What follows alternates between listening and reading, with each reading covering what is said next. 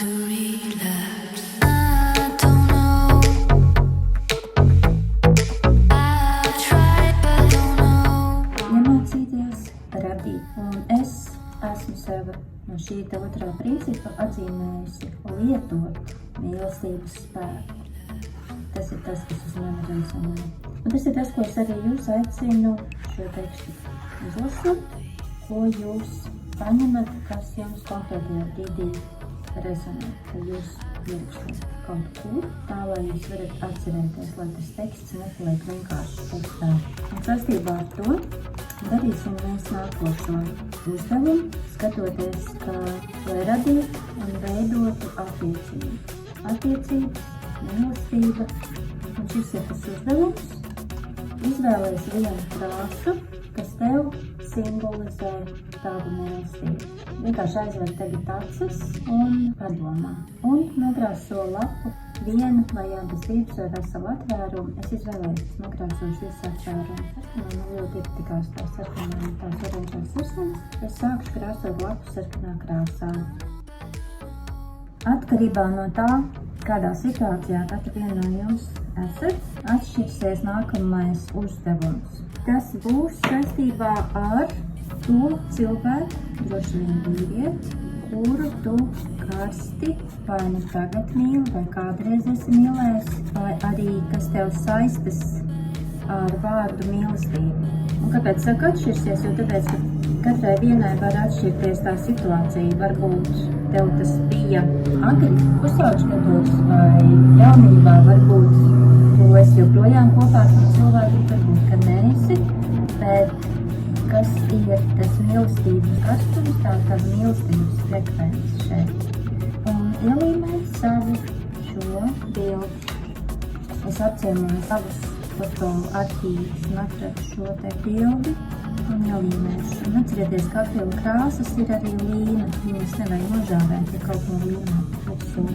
Lai pārliecinātos, ka viņš pieliks, tas uzdošu dželīdiem. Dželīdiem tā ir tā visdažādākās firmas. Tas ir akrils bez krāsas, citiem vārdiem sakot. Akrila krāsa bez pigmentu. Es fotografēju nokrāsošu papildus, lai pārliecinātos, ka patiešām tādu biezu materiālu arī ielīmē. Viņš teikt ielīmē. Arī jums iesaku, vai nu sameklējiet savos fotoarķīvos, vai arī otrs variants ir, ja tev nav bildes, ja tas cilvēks vairs nav un bildes vairs nav, bet joprojām tev tas saistās ar mīlestību, karstdedzīgu, kvēlu, kā lai vēl pasaka, kaismīgu, tādu uz ādera dziļumiem. Ja nav tādas bildes, vai nav vairs tāda cilvēka, tad ir viens variants, ja tev kādreiz ir bijis, varbūt, ka tu vari kaut kur dabūt to bildi, varbūt nu šodien tad atstāja vietu, vai arī otrs variants ir, ja varētu kaut kādā veidā tu izdomāt, kas tev varētu simbolizēt šo cilvēku un uztver šo kā tavu vīzijas plakātu, var teikt, vai vietu. Tagad jādod nožūt tajā bildē. Viens ir palīdzēt ar matu žāvējumu. Tā īstenībā labāk plānām lapām ir labāk, ka viņām neļauj ar laiku nošūt, bet viņām palīdz nošūt. Un tagad paturpināsim. Atveriet savas dienas grāmatas, kā skolā saka, ja? Un paturpināsim ar dienas grāmatas rakstīšanu. Pārdomājot šo sajūtu. Ja? Tu tagad krāsoji, uzlīmēji bildi, vai nu patiesu reāli, vai arī sava sapņu prinča bildi, vai arī kādā veidā pilnīgi droši. Es ticu, ka neesat neviena, bez kaut vai no sapņa bijušas. Ja? Kaut kur, kaut kas jums iet ar kaislīgu, dzīvju, pamatīgu sajūtu. Frekvenci, vienam sakot, vibrāciju, kustību. Tagad paliekot tajās sajūtās, arī paņemam pierakstu savā dienas grāmatā. Ko mēs darām? Runājam jau lokēt, ja tas vārdiņš jau lokēt. Tas ir latviski bija rakstīts atrast.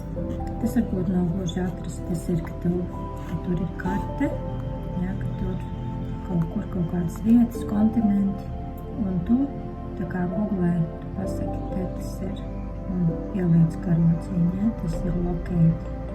Tādā pašā veidā visa tā, kas mēs neesam, ja mēs kaut kas esam. Un tas mums ir lokācijas vieta, tā ir atrašanās vieta, lokācija.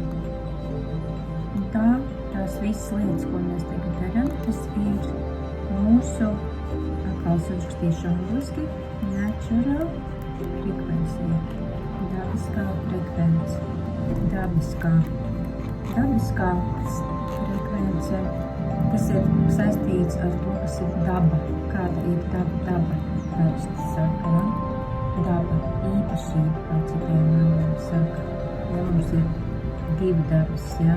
Arī valodā īpašība, dabiskā frekvence. Mēs esam savienotas iekšējā, ja mums ir iekšā tas savienojums ar dabisko frekvenci. Un tā frekvence, viņa var arī, kā mēs arī zīmējam, ja, frekvence ir līduma. Un no kā nāk frekvence? Frekvence nāk no kaut kā, ko mēs varētu nosaukt par impulsu. Adlera psiholoģijā Adlers to nosauc par dzīves impulsu. Dzīves impulsu. Jungs savukārt meklē to. Viņš bija viens no pirmajiem, kas tik ļoti dziļi aizgāja ar dažādiem mākslas darbiem, pats uz sevis visu eksperimentēja. Ar attēliem un krāsām atrast.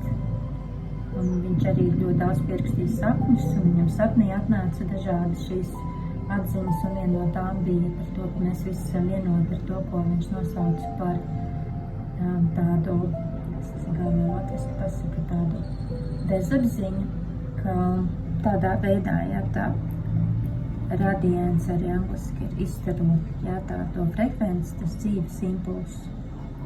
Un tad mēs mēģinām sevi sameklēt, kur man ir tas dzīves impulss, ja, un viens no tiem stariem, viņš ir mīlestība, ja.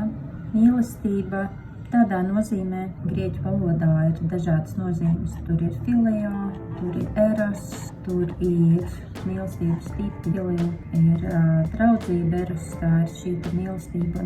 Un mēs runājam par šo te konkrētajā brīdī. Un ja viņi ir savienot arī, protams, ar draudzību kopā un ar visām pārējām tām mīlestības formām, tad vispār ir ideāli. Un tagad no šejienes es gribētu paņemt un izvēlēs, ar ko tu rakstīsi. Ja tas ir krāsots ar akrilu, tad pilnīgi noteikti var rakstīt ar šārpijiem. Šārpija raksta uz absolūti jebkuras virsmas. Vai stabilo olu arī raksta uz visām virsmām, vai arī šie te visādi tie rapidogrāfi, viņi arī raksta uz akrilu, bet tikai plonsteri neraksta, plonsters, kad nerakstīs. Vai arī kaut kādi citi zīmoļi, vai arī tu var taisīt miksli, ja? Var izvēlēties arī dažādas šīs te pildspalvas, kas ir metālisko virsmu, tādi ir vai nu balto kaut ko, vai balto melno poskapeni, bet šeit rakstīšanai izvēlēties vismaz minimums 2 veida materiālus šeit virsū, labi? Izvēlēties, teiksim, balto melno poskapeni, vai arī dažāda izmēra baltos visus poskapeni balto, šūbu balto, vai visas melnas, vai kaut kā tam līdzīgas, un vēl iesaist citas krāsas. Kaut kāds 2, 3, un ne tikai to, bet arī dažādi izmēra burtus lietot, labi? Tādā veidā es viņās pateikšu, ko rakstīt. Un arī uzdevumu tur izvēlēties tāpatās kā savus tos rakstām dīkus, jo šī grāmata ir par savu frekvenci, par to, kas tev ir būtisks, un tu vienkārši paklausies, kāds uzdevums tur darīt, un tad sastībā ar šo te arī izvēlēs, ja? Viens ir rakstīt, skatoties, piemēram, uz šo bildi, vēstuli man, vēstuli sev, citiem vārdiem sakot. Vēstuli sev, tas ir, piemēram, šeit skatoties uz šo te laiku, man tur ir 30 gadi, man liekas.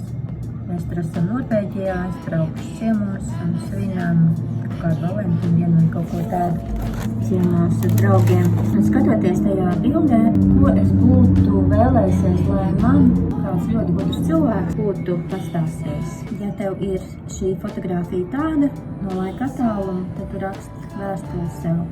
Un tas var būt arī nevis vēstules formā, vēstules sev, bet tas var būt arī dažādi, teiksim, saukļi, vai arī iedrošinājums, ja? Un arī izmantojot, piemēram, viens liels, es gribētu rakstīt angliski, you are enough, tas ir tu esi pietiekams, ja? Piemēram, tāds, un cits var būt kaut kas mazāks, piemēram, nebaidies, esi tu pati tā, kas esi, uzticies savām sajūtām, tici savai intuīcijai, vai arī tur var ar atkal citu krāsu paņemt un arī mainīt fontus un zīmēt un viņus izkrāsot dažādi, ja, var arī tā kā spēlēties ar šriftiem, burtiem, burtu rakstīšanu, tekstiem, ja, tajā, kas projektiņā, kas varētu saukties vēstules sev.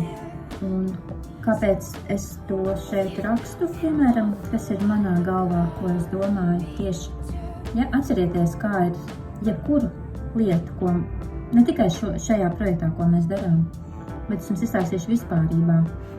Vienmēr turiet prātā, par ko iet runa.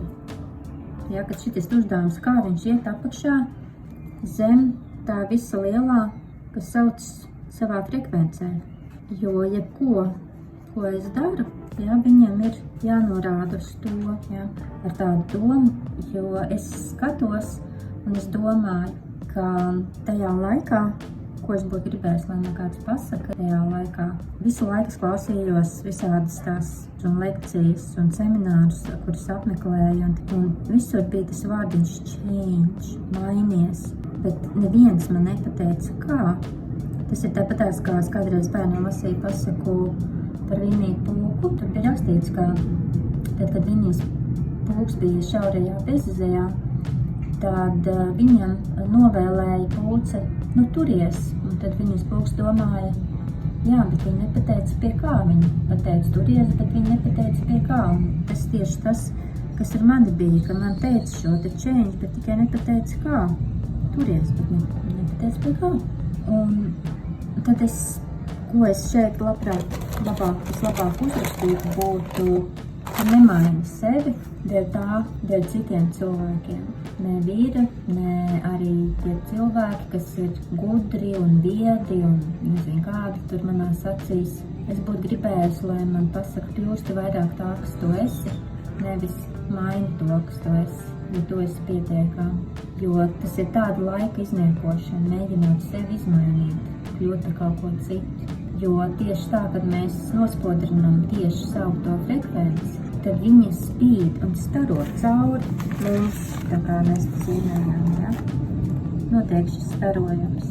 Tieši, ja mēs noņemam nost bloķējumus, tad, kas notiek ar šo starojumus, ir jābūt labprātīgām, jo būs cilvēki, kam ir vajadzīga tieši tava šī te spīdēšana, tava frekvence, tava vibrācija. Tas ir tas, un viņi saka, tā kā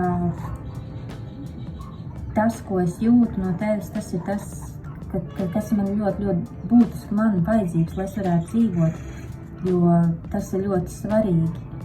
Un tāpēc ir vajadzīgs šo te lokāciju izdarīt.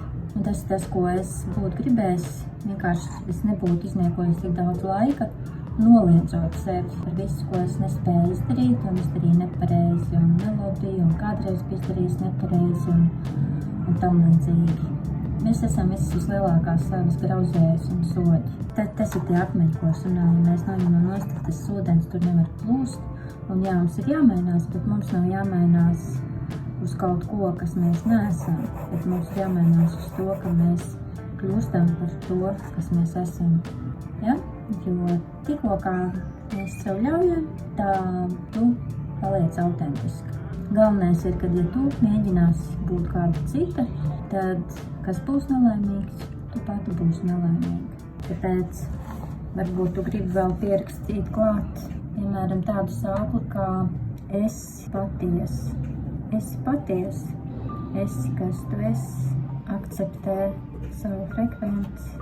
Pērie, jebkuri vārdi, kas tev nāk saistībā ar to, ko tikko es izstāstīju šo tēmu, vai arī tavs darbs, vai arī tavs uzdevums nav rīkoties tā, lai citiem tu patiktu, bet un atkal šitien te var lietot visdažādākos atkal rakstānos un burtus, diņšīgi var apskatīties internetā. Piemēram, citreiz ierakstu canva.com, izvēlos fondus, kas patīk, un tad mēģinu pārrakstīt pati ar roku. Vai arī par izprintēt, ja tu gribi un ielīmēt. Ko tu varētu rakstīt? Mīlēt sevi, tas, protams, rakstīt mīlēt, bet mums tas tāds īpaši neko neasociējās. Tas darbs ir ar tādu domu, lai tu sev patīc, tad mēģinu frāzēt tādā veidā. Tavs darbs ir strādāt pie tā, vai arī darīt visu, lai tu sev iepatiktos. Un kādēļ mēs šito tēmu paceļam? Jā, tāpēc, ka tas parasti vissāpīgāk uzplaukst tieši šajā kontekstā, mīlestības kontekstā, jo tieši mīlestības dēļ mēs pazaudējam sevi. Es pat neesmu skaitījis, cik nežēlīgi daudz sievietes man ir teikušas. Gint, es nezinu, vai pat kāds ēdiens man patīk, kāda krāsa man patīk, es esmu sev pazaudējis. Kur tas dzīves impulss, viņam vajadzētu nākt no šejienes, no tevis pašas. Tāpēc tas ir mūsu darbs, izdarīt to, lai tas ir tas, ko mēs tagad darām šitāt izaicinājumu laikā. Kaut kādu daļu no tā visa mēs būsim izdarījuši 30 dienās. Jo tāpēc, ka tad, kad mēs šo te darīsim, jā, ka tad tas ir tas dabiskums. Tā dabiskā, superīgā tāda sajūta gan pašām mums, gan cilvēkiem ap mums. Un kādu vēl saukli uzrakstīt, nebaidies atļaut sev, ko piemēram, ko tu gribētu sev pateikt, lai tu nebaidies atļaut sev. Es būtu gribējis teikt, būt nepareizai, jo arī tas pats arī nebaidies atļaut sev būt citādai. Nebaidies atļaut sev kļūdīties, kas īstenībā kļūdīšanās nav kļūdīšanās, bet tas ir kā mēs dzīvojam, kā mēs varam tikai izaut, ja mēs izdarām kaut kādu kļūdu un pēc tam ieram ups. Un tad tā ir tā mājas vieta, kurā tu vienmēr esi gribējis dzīvot šajā frekvencē, jo viņa dodas foršāko feelingu, sajūtas un tam līdzīgi. Tā kā tas te ir viens no darbiem, ko tu vari darīt. Šajā lapā otrs ir, kā jau minēju, rakstīt mīlestības vēstuli savam sapņu princim, iepošējiem, vai arī jebkas cits, kas tev ienāk prātā saistībā, ko tu gribētu šajā feelingā, mīlestības feelingā, tajā momentā, kad tu jūties, tā ir tā sajūta.